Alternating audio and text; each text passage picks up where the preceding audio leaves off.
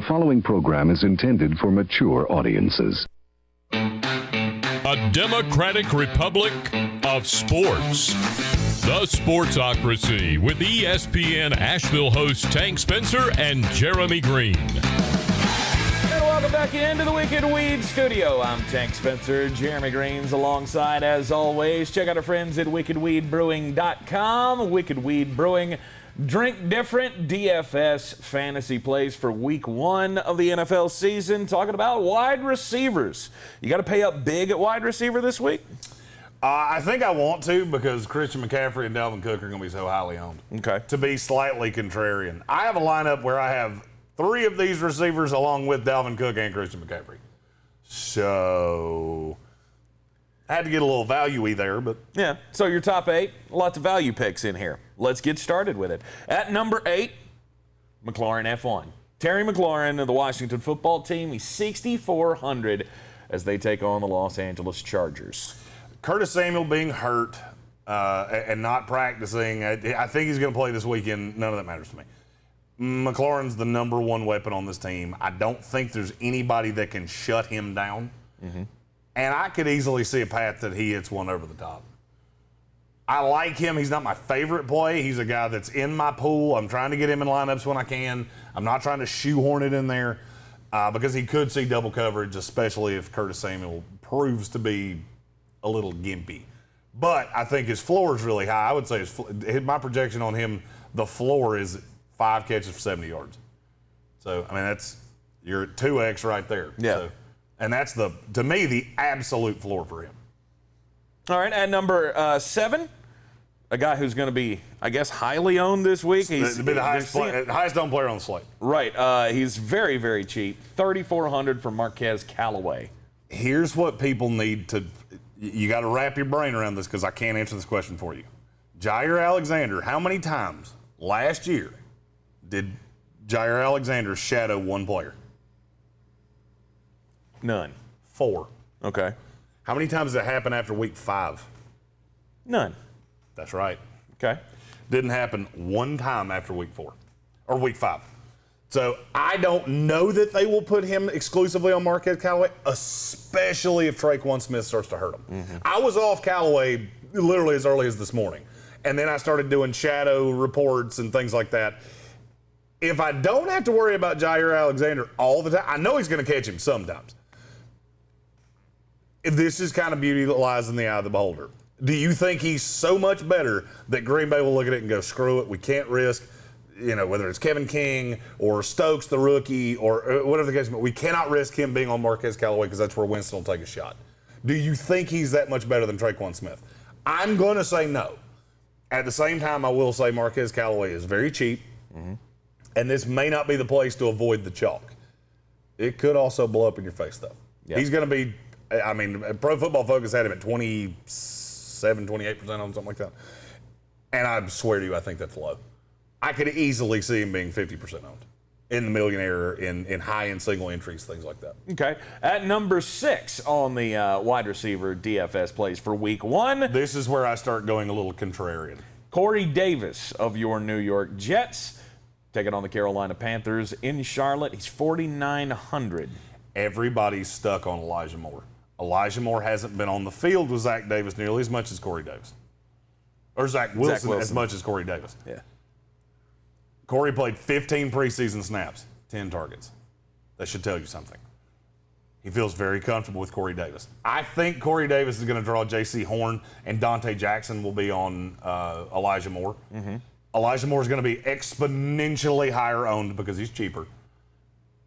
I'm going to go the contrarian route and say I think Corey Davis the one gets in the end zone. We will be at this game live, and A, very excited about that as a Jets fan. Mm-hmm. B, I think Corey Davis is the one you want. You're telling me in an offense where my projection has Zach Wilson at 265 yards minimum in this game. They're not going to run well, and I think they're going to be behind. That kind of gets alluring to me. Yeah. And I think Corey Davis is going to have one of those games where he has 9 catches for 78 yards, and he falls in the end zone, and you go, fuck, how did Corey Davis have 24 points on DraftKings? Right. Well, he fell in the end zone. Justin Jefferson, 7,700 on the week. He's one of the highest priced guys on this list. Obviously, he had a fantastic rookie season, and going up against the Cincinnati secondary, he will have a lot of room to score a lot of points this week. I like Justin Jefferson solely because Pro Football Focus has him at 11% ownership. I think it's high. I don't think he's going to get to that high solely because the high-end running backs are going to be so owned. Whether it's McCaffrey, Kamara, Dalvin Cook, Derrick Henry, all of those guys are going to take a lot of ownership. When that happens, the high-priced wide receiver targets, their ownership comes down. Mm-hmm. I would love it. This is one of those things that I say every week with DraftKings. There are about 5 players that every week I wish I could see what their ownership percentage is going in as opposed to 5 minutes after lineups lock. Justin Jefferson's one of those 5. If he was 5% owned, I'd have 90% exposure to him. If he's 15% owned, I'm going to want less. Not because I don't think he has a good game. I think he will have a good game. I would just try to be contrarian in other places. I like Justin Jefferson a lot. My fear is that this game blows out because I don't think Cincinnati can shoot out with them or that Dalvin Cook steals the touchdowns. Mm-hmm. This is kind of a personal preference. I'm hedging my Dalvin Cook shares with some shares of Justin Jefferson. All right, getting into the top 4.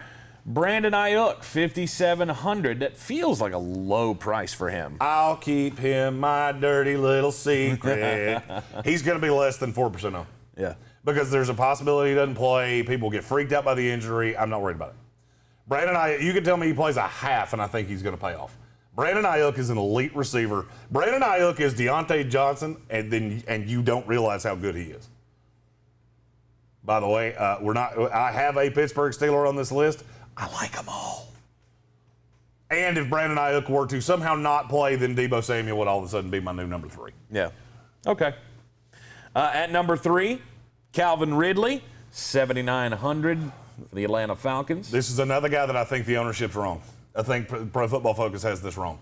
They have him right at 14%. I think he's going to be more at like that 8%.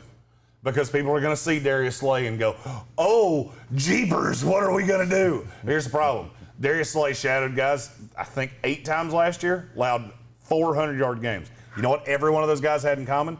Real good route runner. Mm-hmm. It's going to happen again. You can tell me Darius Slay's on Calvin Ridley every snap of this game. I couldn't give the foggiest of a rat's ass if I tried.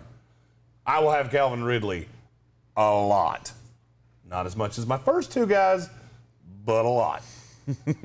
And then at number 2, a former Jet, now a Carolina Panther, Robbie Anderson. This is the revenge narrative will push him up to 5%.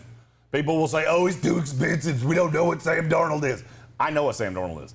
I've seen every pass he's thrown in his adult life. College, pro, whatever. I don't care. With Joe Brady, who is one of the elite play callers in this league, the Robbie Anderson-Sam Darnold connection is going to happen. If you told me I had to bet my house that a player in the NFL is going to score a touchdown this weekend, it'd be Robbie Anderson.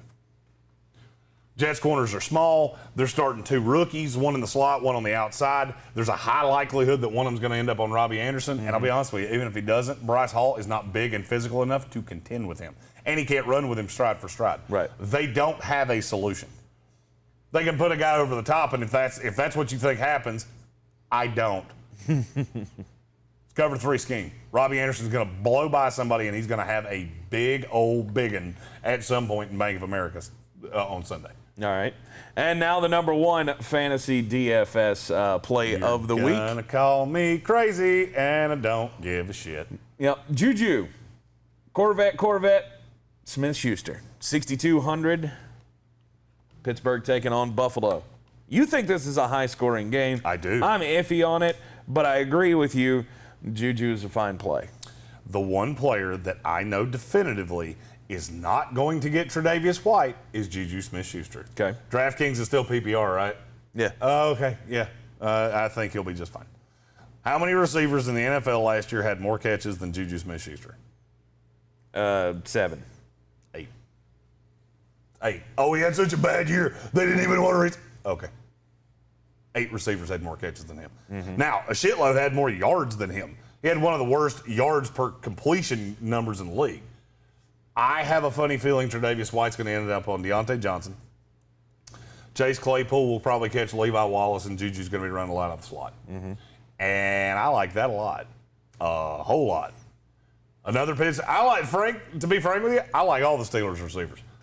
If I was going to prioritize them, I'd have Juju 1, Claypool 2, and Deontay Johnson 3. Okay. You know what that also has in common? Price, because Chase Claypool is cheaper. So I like Juju a lot. He's going to be the lowest owned of the 3, and I'm perfectly fine with that. I do think that game shoots out. That's one of my low-key shootouts of the week. All right, so your top 8 fantasy plays at wide receiver for week 1 in the NFL. Add that to the quarterbacks and the running backs. Lots of money to be made this week. I usually do about a 30-player pool. This week I had 27. Still have tight ends and defenses left to go. But I feel good that there is a lot of money to be made out of that player pool. Mm-hmm. Don't forget about our DFS DraftKings winner take half contest, where you sign up at thesportsocracy.com. We've got 2 different games, a $5 game and a $20 game. And if you win, you get half. Winner take half. The other half going to Eblin Charities St. Nicholas Project. We've teamed up with Eblin Charities, not only in this contest, other contests that we will be doing throughout the season, but also our competition for a cause, best ball leagues.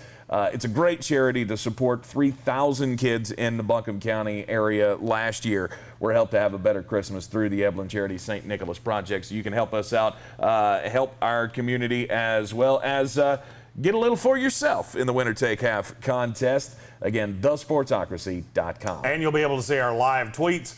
We're recording a fantasy show for Sunday morning. We will be in Bank of America Stadium. I'll be live tweeting fantasy plays. If you want to get your fantasy questions in, start sits, all the things, I'll be answering them live, and you'll be able to find those at thesportsocracy.com. That's right. Be sure to hit that subscribe button so you know when all of our content comes out here in the Sportsocracy. I'm Tank Spencer. He's Jeremy Greene. And as always, we are live in the Wicked Weed studio. WickedWeedBrewing.com. Drink different.